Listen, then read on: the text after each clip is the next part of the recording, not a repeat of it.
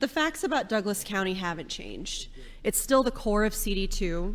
And when you ask what's so special about Omaha, what's so special about Douglas County, I'll tell you, Douglas County is a really special part of Nebraska because it's one of the only places in Nebraska where the nonpartisan spirit of our political culture in this state that we're all so proud of is actually, visible in our political system.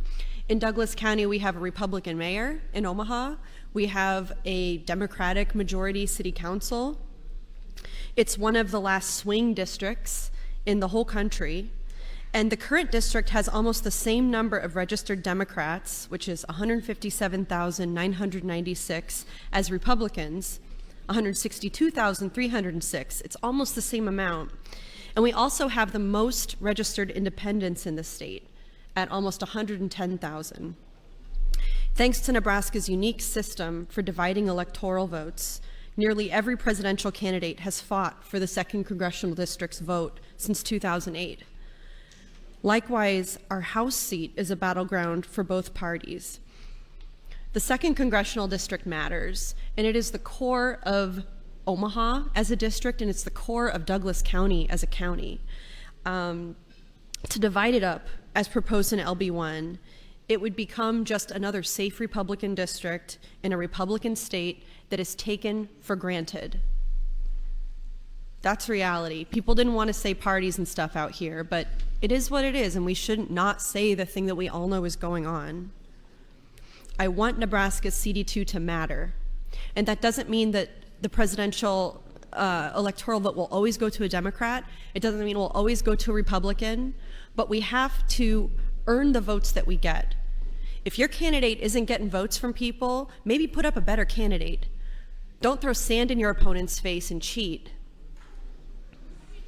And draw the district in a way that's unfair, that takes apart the core of the district, that takes part of North Omaha, which is the biggest majority Black and brown community in our whole state, and puts it in communities like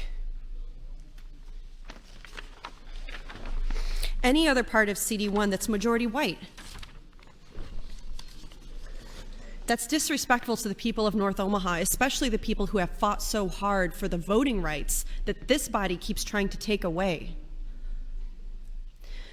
The nail in the coffin, the hugest insult to these people who are patriots in our state, would be to take them out of CD2 and take away the impact of their vote because we can draw it that way because we have the majority.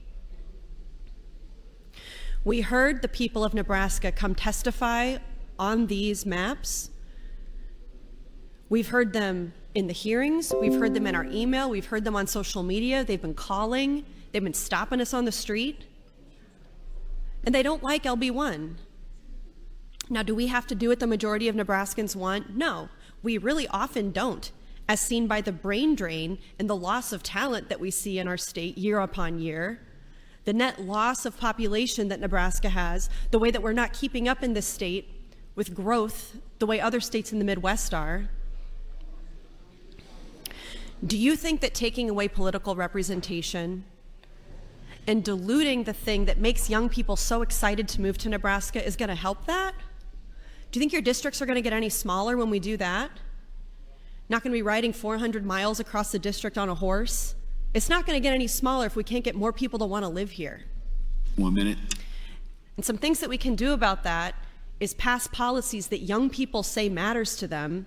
I'm not even saying every policy. I mean, I have brought up policies year upon year, raising the tip minimum wage, allowing people with drug convictions to receive SNAP, and bringing in LGBTQ equality workplace protections, all of which cost $0 to the state, and none of you can throw me a bone on that. None of you can ever say, okay, we hear the people, we know that this is important to them, and so this is a compromise that we're willing to make because we want to grow our state. We want our districts to be, more populated. We want more congressional representation. Colleagues, we can have that. But LB1 is not something that young professionals like. It's not something Omahans like. And I don't want to have all of those people feeling less excited about living in this state, Time, Senator. feeling less represented. Thank you, Mr. President. Thank you, Senator.